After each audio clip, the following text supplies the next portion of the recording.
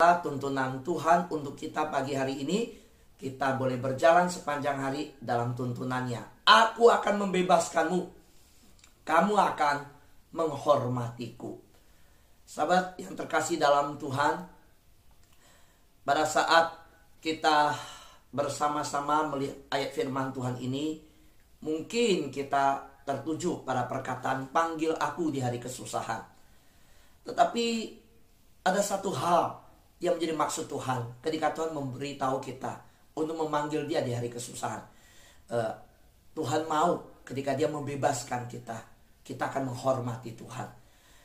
Ini Mazmur 50 ayat 15 diambil dari terjemahan NIV ya saudara.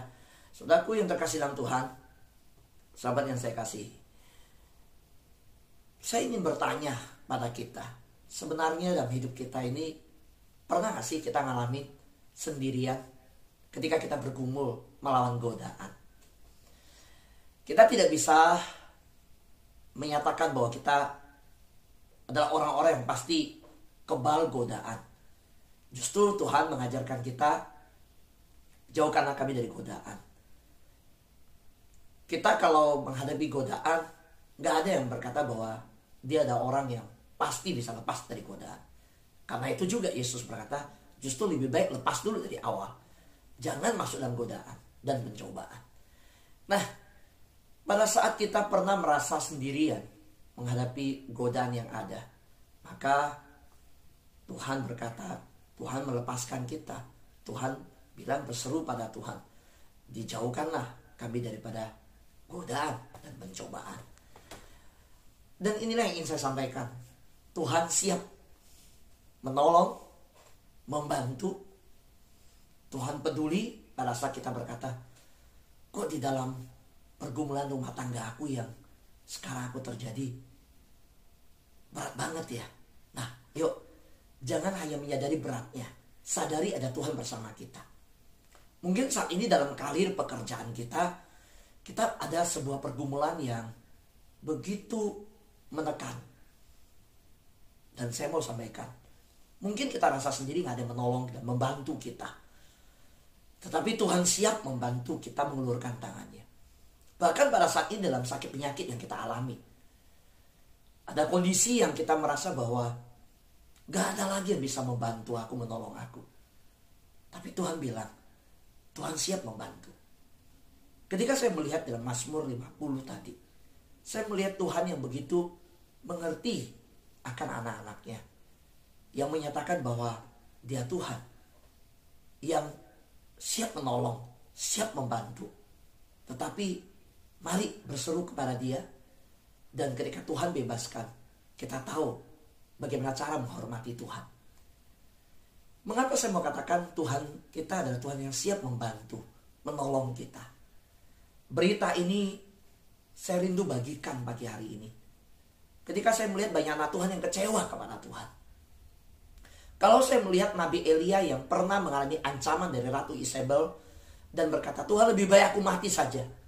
Karena gak ada lagi yang seperti aku yang bertahan di negeri ini. Tuhan bilang gak ada 700 Nabi Tuhan yang Tuhan siapkan, yang masih hidup kudus, yang sungguh mencari Tuhan. Saudara, mungkin hari-hari ini ketika kita menghadapi pergumulan pencobaan, kita berkata, kok aku rasanya berat ya dalam hidup ini ya.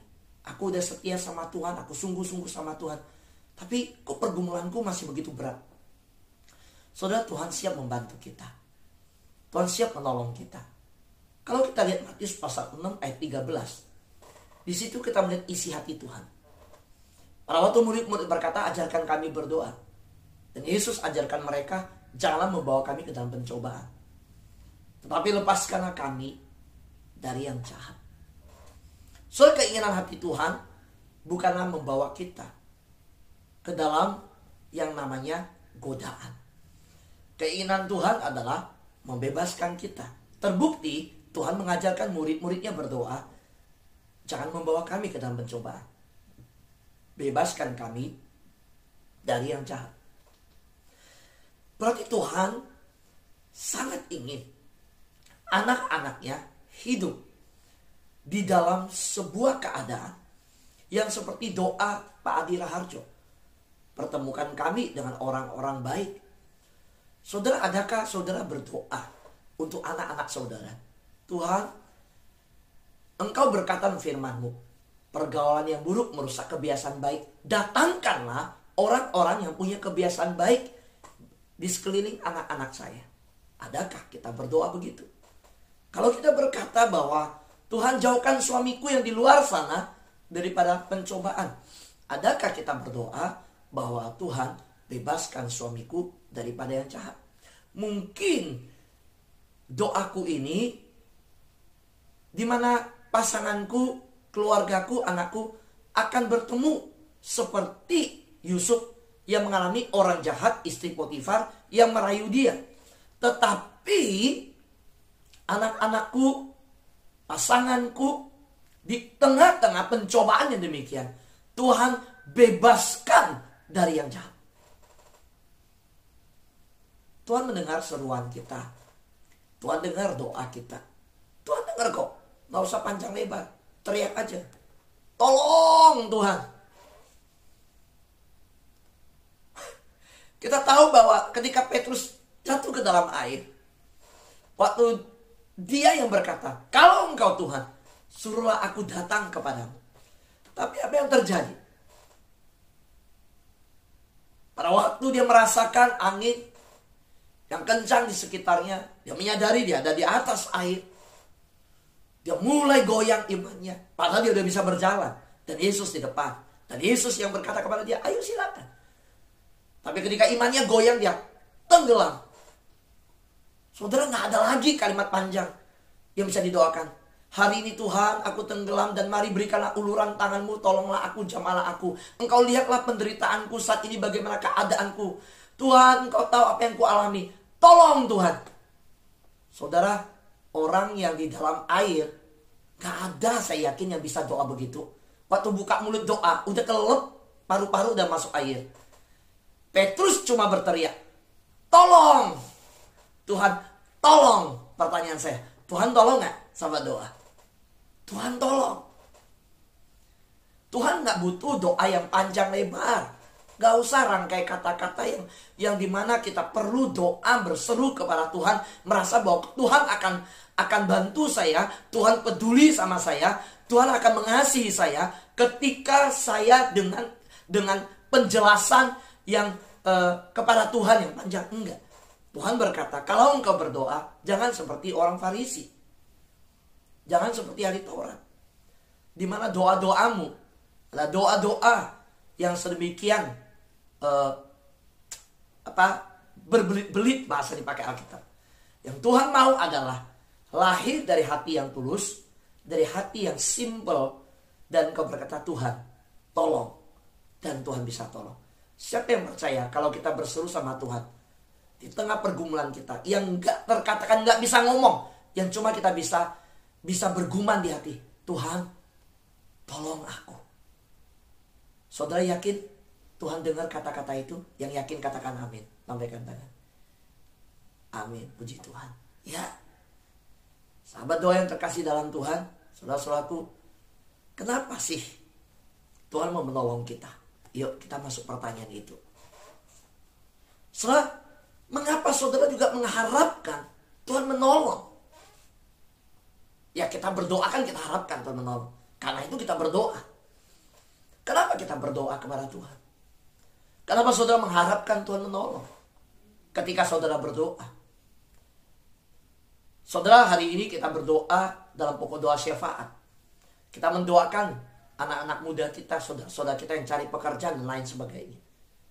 Kenapa kita bawa dalam doa? Kita mengharapkan Tuhan menolong ketika kita berdoa. Pertanyaan, mengapa kita mengharap kepada Tuhan? Karena Tuhan telah berjanji untuk menolong, untuk membantu. Ini yang kita pegang. Saudara, jangan datang kepada orang pintar, datang kepada segala sesuatu yang di luar daripada Tuhan. Jangan berharap pada manusia. Jangan taruh pengharapan pada dunia. Yeremia 17 ayat 7 berkata, dan ayat 8. Berbahagialah orang yang berharap kepada Tuhan. Dia akan seperti pohon ditanam di tepi aliran air. dia akan menghasilkan buah. Dia akan berbuah lebat. Saudara yang terkasih dalam Tuhan, Tuhan sudah berjanji kok untuk menolong. Kalau saudara lihat di dalam terjemahan bahasa terjemahan baru ya, kalau yang tadi saya pakai di awal itu terjemahan NIV ke dalam dari Inggris ke Indonesia. Kalau saya pakai terjemahan baru dikatakan, berserulah kepadaku pada waktu kesesakan. Berserulah pada Yesus, Dia akan mengangkat beban hidupmu. Percayalah dan berharap padanya. Saudaraku yang terkasih dalam Tuhan, berserulah kepada Yesus pada waktu kesesakan. Bahkan Tuhan memberikan sebuah solusi di saat kita udah mepet-mepet. Oke lah, kita kadang-kadang itu kalau belum sesak itu masih cari bantuan di mana-mana. Kalau belum mepet,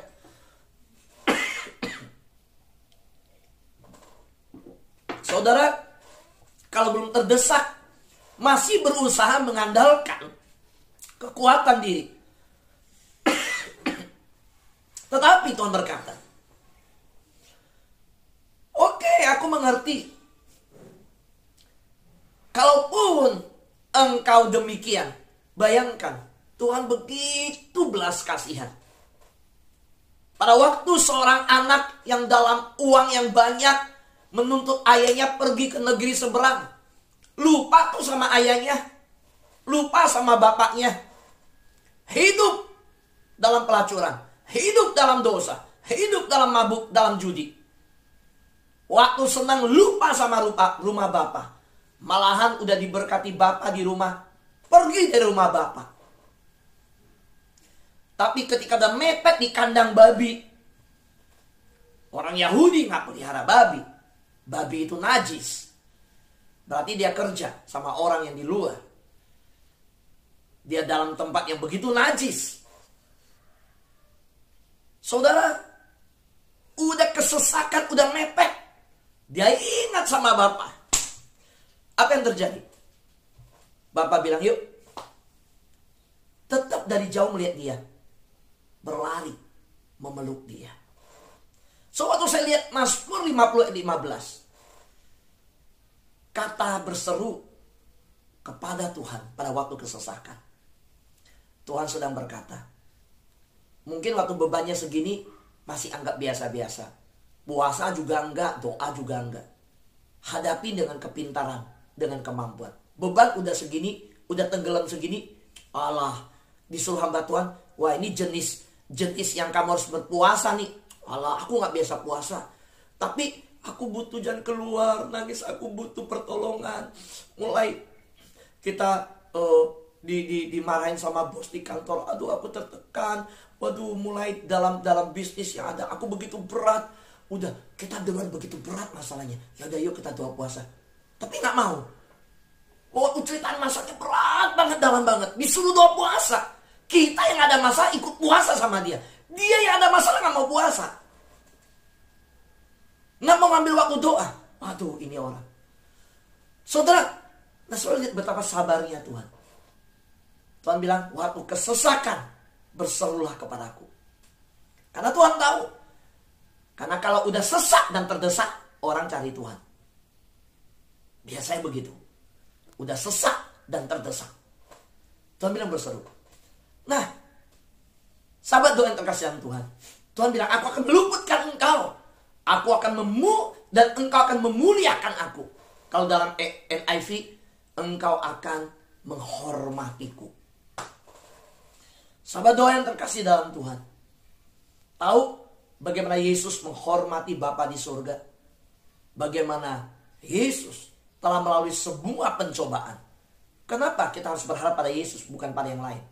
Yang lain jatuh dalam dosa semua kok. Jangan harap sama manusia. Saudara harap sama pendeta. Pendeta juga manusia. Jangan harap. Harap sama Tuhan. Kenapa? Karena Yesus yang tidak jatuh dalam dosa ketika dicobai, dia tahu pergumulanmu. Sebab imam besar yang kita punya bukanlah imam besar yang tidak dapat turut merasakan kelemahan-kelemahan kita. Sebaliknya, sama dengan kita, ia telah dicobai, hanya tidak berbuat dosa. Jadi lihat kalimat ini, ia turut merasakan kelemahan-kelemahan kita. Dia bukanlah imam yang tidak dapat turut merasakan. Berarti dia pernah merasakan kelemahan-kelemahan kita. Yesus pernah apa? Pernah marah. Yesus pernah ngalamin yang namanya keadaan-keadaan seperti yang kita rasakan. Sampai keadaan takut, gentar. Pernah waktu Taman Getsemani sampai peluhnya tetesan darah. Pernah. Yesus pernah rasakan kelemahan-kelemahan kita. Hatiku letih dan lesu rasa. Pernah. Seperti mau mati rasanya. Yesus pernah rasakan semua. Bedanya, Yesus udah pernah dicoba, pernah ngerasain. Orang dia manusia kok. Dia gak berdosa. Itu bedanya. Karena itulah, sebab itulah, yuk kita datang sama Yesus. Datang dengan penuh keberanian. Datang sama Yesus. Hampiri tahta Yesus yang duduk di atas sana, di sebelah kanan Allah Bapa. Dia bersyafaat bagi saudara saya. Dia membantu kita dalam kelemahan kita. Dia pernah ngalamin kelemahan itu, cuma dia gak berdosa. Jadi yuk kita datang sama Tuhan. Jangan datang sama yang lain kalau kesesakan. Saudara kesesakan, saudara cari pinjol, pinjaman online. Terlilit loh hutang. Masalah berat loh. Ya, dicari sama debt collector loh. Saudara berani gak pertaruhkan di hadapan Tuhan? Ketika ada pergumulan begitu, udah mepet. Tuhan buka jalan kok. Saya dari keluarga yang di daerah orang tua saya, orang tua yang miskin. Saya gak malu berkata miskin. Ya memang keluarga saya miskin. Tapi saya lihat waktu papa mama saya ikut Tuhan, bagaimana mereka mengandalkan Tuhan. Kehidupan kami mulai diubahkan. Dengan 7 anak yang saya tahu untuk makan sesuatu yang namanya ayam itu makanan yang mahal. Bisa makan ayam. Itu kita makan ayam, tunggu Imlek. Ayam rebus, airnya banyak. Mama saya paling sering masak telur sama timun. Wah, itu makanan paling enak. Sampai hari ini saya suka banget timun sama telur dimasak. Ternyata saya pikir itu karena enak mama masak buat kami. Ternyata enggak. Mama saya muter otak. Gimana 7 anak ceplokin 2-3 telur dibagi 2, kuahnya banyak supaya bisa makan. Saudaraku yang terkasih dalam Tuhan, kalau kita lihat kita terdesak hidup kita, yuk datang hampiri tata kasih karunia supaya kita menerima rahmat dan menemukan kasih karunia untuk mendapat pertolongan kita. Di manakah ketemu rahmat? Di manakah ketemu rahmat Tuhan, menerima rahmat Tuhan? Di manakah menemukan kasih karunia? Di manakah mendapatkan pertolongan? Di hadirat Tuhan. Saudara perhatikan, 1 minggu terakhir mulai masuk bulan November, saya sering berdoa, tertanam di hadirat Tuhan. Termasuk 1 minggu terakhir di bulan Oktober, Tuhan mulai taruh di hati saya, tertanam di hadirat Tuhan, tertanam di hadirat Tuhan, tertanam di hadirat Tuhan. Saya perkatakan itu. Sahabat doa, saudaraku yang terkasih dalam Tuhan, ingat, ketika kita datang kepada Tuhan Yesus, kita sedang menghampiri tata kasih karunia. Bumi dan surga sedang terkonek. Saat kapankah surga dan bumi tersambung? Orang bilang dunia ini sementara, surga jauh di sana. Surga gak jauh di sana. Pada waktu saudara masuk dan tertanam di hadirat Tuhan, kita menarik kuasa daripada Tuhan. Surga di sana itu turun. Kita sendiri sedang dibawa masuk ke atas, ke tata kasih karunia. Di manakah kita ketemu pertolongan? Bukan di pinjaman online. Di manakah ketemu pertolongan? Bukan di bar-bar, bukan di tempat bar, di nightclub, di restoran, di mana? Enggak. Ada yang berkata, waduh kalau saya stres, saya pergi mancing. Saya pergi duduk di sana. Kalau saya udah berat, saya pergi ngerokok. Bukan di rokok, saudara. Engkau lihat suamimu, mungkin pasanganmu dan lain mengalami seperti itu. Mari doakan, bawa mereka untuk menemukan kasih karunia, untuk menerima rahmat Tuhan, untuk mendapatkan pertolongan pada waktunya. Di mana? Di hadirat Tuhan. Pada waktu hampir tata kasih karunia Tuhan. Yang katakan amin, lambaikan tangannya. Yang di YouTube, ketik kata amin. Amin. Ya. Karena itu yuk setiap pagi kita bangun, kita cari Tuhan. Yuk kita mau tertanam di hadirat Tuhan. Bangun sebuah lifestyle, gaya hidup yang tertanam di hadirat Tuhan. Orang bilang, Pak Fu, gak capek sekarang. Sekarang kita mau seminar lagi sekarang, jam 11 siang. Pak Fu gak bisa nongkrong loh nanti loh. Sekarang PPKM udah selesai, bisa nongkrong-nongkrong, keluar, makan, jalan-jalan.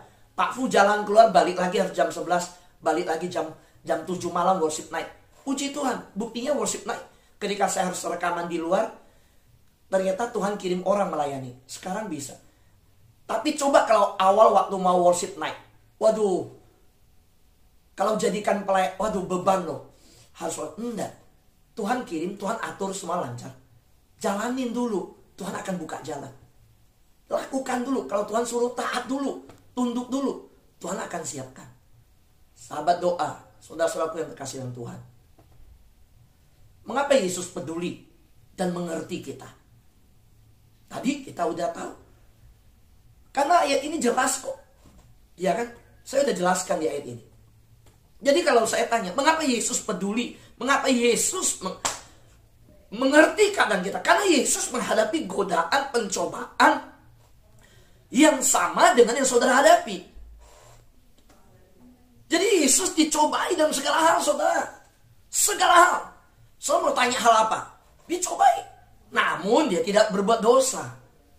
Jadi jangan bilang, tapi apakah Yesus tahu yang saya alami? Saya alami yang seperti ini loh.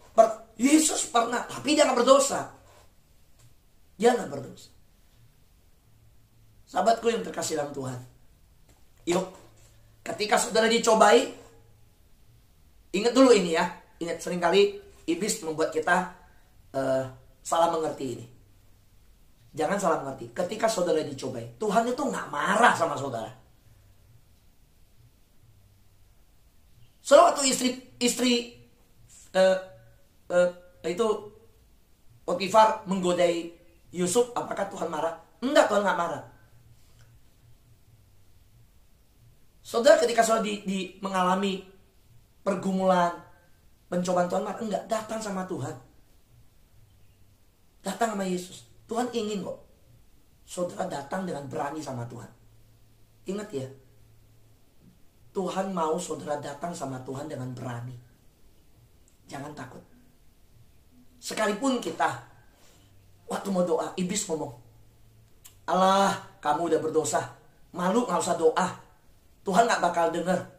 Udah diem, minta ampun sama Tuhan, bertobat, Tuhan akan terima kita. Kata kuncinya, Tuhan tidak marah. Kedua, kalau berdosa, bertobat. Ketiga, jangan berbuat lagi. Tuhan mau kok nolong kita. Amin, saudara.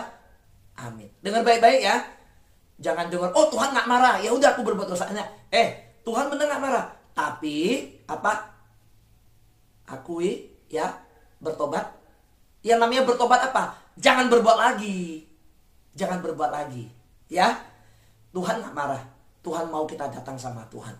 Tuhan ingin saudara datang dengan berani ke tata kasih karunia. Karena ketika Tuhan naik ke surga, Tuhan sediakan sebuah jalur komunikasi. Dengan cara begitu Tuhan tolong kita.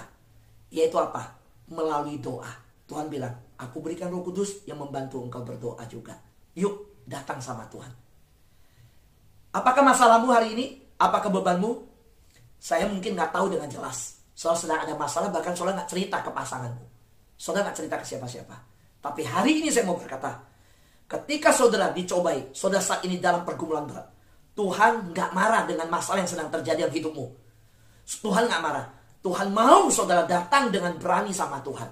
Datang menghadap Tuhan. Maukah saudara datang kepada Tuhan? Yuk kita datang ke tata kasih karunia Tuhan. Amin. Tuhan berkati kita semua.